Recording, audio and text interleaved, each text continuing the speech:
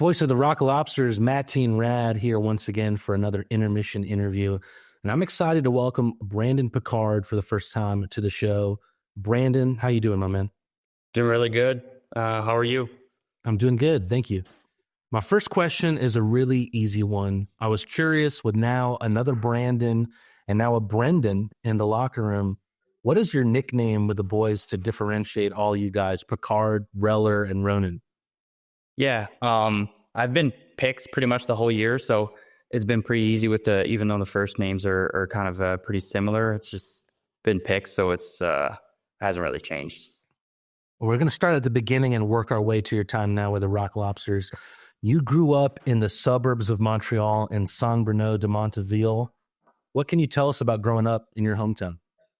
Yeah, I mean, it was a great place to play hockey and stuff, so it was great. And obviously, it's a little colder than over here, so really happy to be around here and having the warm weather. But yeah, it was really nice growing up. I got that a lot of hockey, and yeah, great. Does it suffice to say that you grew up a Habs fan? Of course, yes, still am. What were some of your favorites to watch, or who were some of your favorites to watch growing up? I really liked Michael Camilleri. I kind of tried to not imitate my game towards him, but I really liked the way he played, and obviously he scored a lot of goals, and scoring goals is always fun, especially as a kid. So Michael Camilleri was definitely a big part of me growing up and going to the Montreal games and stuff like that. So yeah. I feel like for Canadians, it's just second nature to get involved with hockey as a kid. It's kind of like playing Little League Baseball here in the States. But do you remember when you first started thinking to yourself, oh, I want to be a hockey player? Like, that's what I want to do with my life. Honestly, I think it's ever since you pretty much started playing hockey, that's all you do. You watch hockey. You want to go see the Canadiens. You watch the Canadiens at night with your buddies. So ever since I can even remember, that's what I wanted to do. Like, I remember a project I did in kindergarten was like, what do you want to do when you grow up? I want to be a hockey player. I want to play in the NHL. You know what I mean? So yeah, that's what it was. And it shows in your resume too. I mean, it looks like you moved to the Philadelphia area around the age of 16 as you attended the Hill School, which was a boarding school, and you played hockey there. Give us the big picture there. I mean, how did that move come about for you? Were your parents still in Montreal, and how difficult was all of that for you?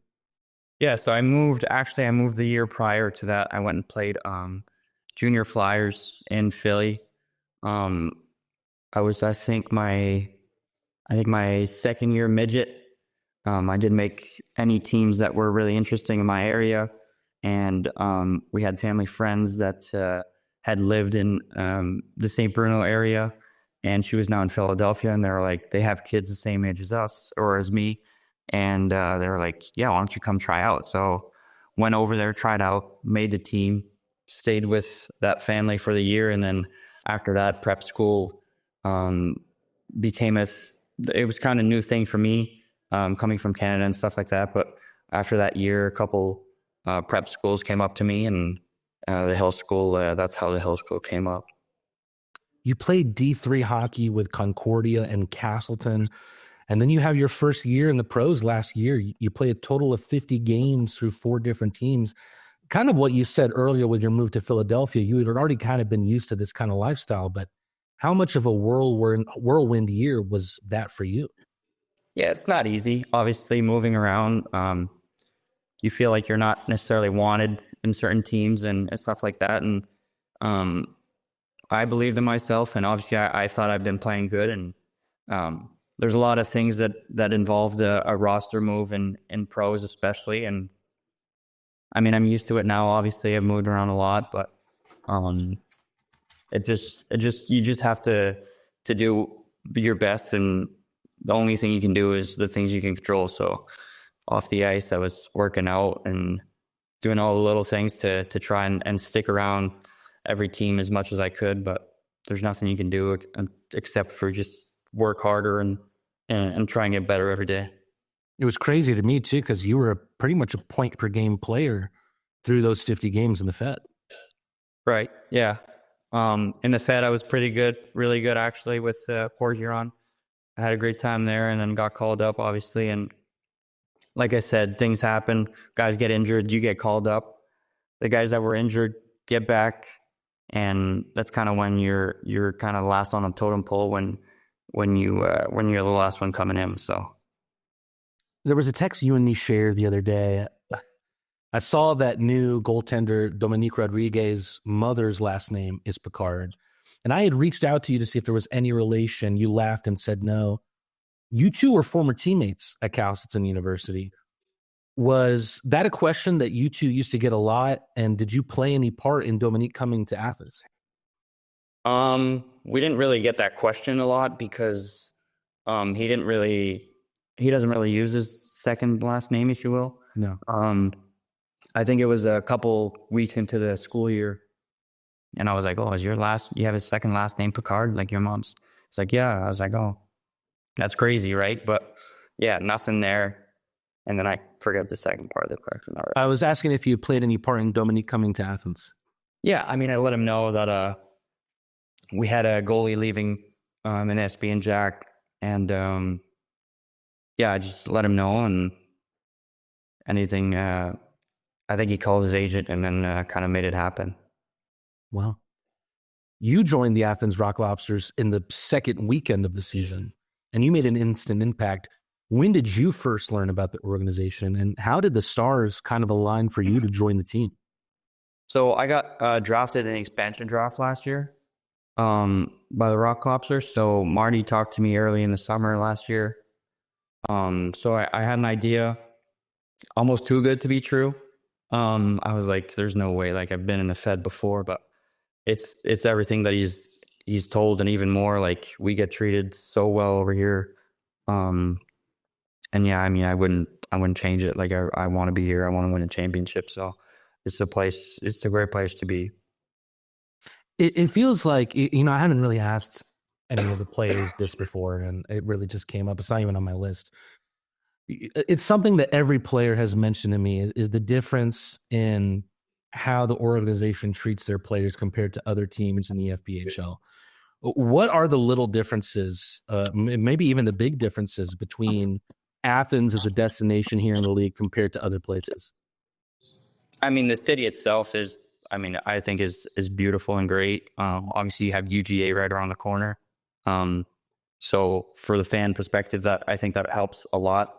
The rink might be the best rink in Minor Pro, all leagues considered. And yeah, I mean, the guys over here are great. Like, I don't think I've ever had this kind of atmosphere in the locker room. So yeah. In terms of your play on the ice, it feels like you're really finding that goal scoring touch as of late, and the fans have seen you release a wicked wrister in the last 5 or 6 games. What do you think is clicking for you right now?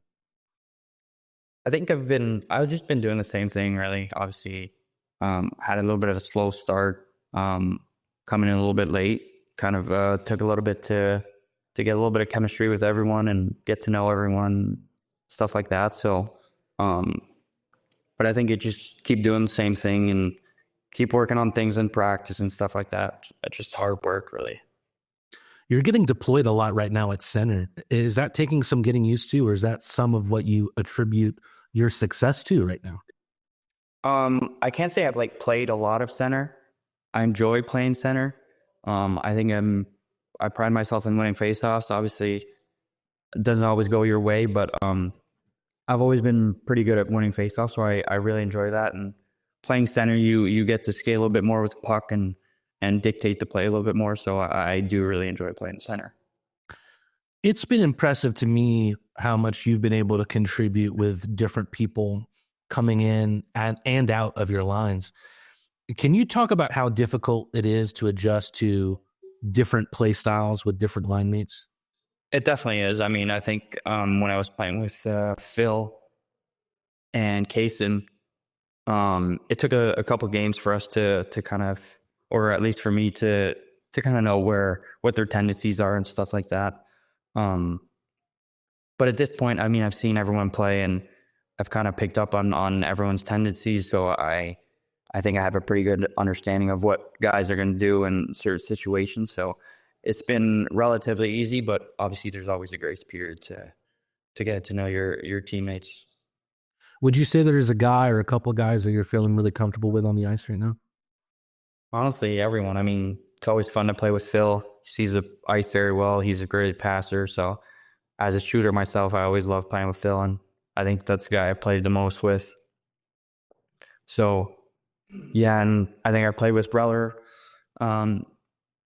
lately a little bit more. So I like how big he is. He goes to the corners and wins puck battles like that. So it's always fun to have a guy like that too on your line. I was curious if you were lobbying to play with Danny Glukaryov a little bit more, because he had that tremendous pass to you. I think it was last week from behind the net that all you had to do was touch it in the back of the net and you were going to score. And man, that was one of the highlight reels of the season thus far. Yeah, I mean, Danny's really good with the puck, and a little bit like Reller too. Like in the corners, he's a force. I mean, this guy's strong as hell. So it's been really fun. We played maybe a couple times 4-on-4 together and stuff like that. But the times that we've had together have been really good, and yeah, he's a great player. It's been fun to watch Danny grow into the North American game. Well, Brandon, next up, we're going to do some rapid fire questions. Should be short, sweet, to the point. First, what's your go-to pregame meal? I try to keep it simple. Lately, I've been doing more breakfast. I try to eat 12 o'clock-ish, have a big breakfast, eggs, potatoes, turkey. Sometimes I'll do a little protein smoothie. So yeah, that'd probably be it right now. I feel like I already know the answer to this question for you, but I ask every player, slapper or wrister? Wrister for sure. Yeah, there you go. Coffee or tea? Coffee. But how do you take it? Tea also. And black. I just take my coffee black, and I like a tea when I maybe an hour or two before I want to bed. Just calms me down. So yeah. What's on your pregame playlist right now? I'm not really a headphones guy in the locker room or anything like that, but if I had the aux in the locker room, it'd probably be a little bit of rap and EDM. Who have you been getting the closest to? Who's your best friend on the team, did you say? Well, Dom just got here, so it's pretty easy. Yeah, it might be easy. Speak French and stuff like that. But Malik, I've been pretty close to, so it's fun that he's back now.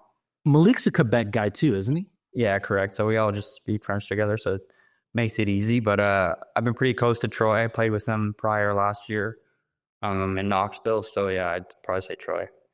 So that's something that's still, I think, alien for people from the U.S. to think about. So you grew up, French was your first language, correct? That's the first language you ever knew. That's correct, yeah.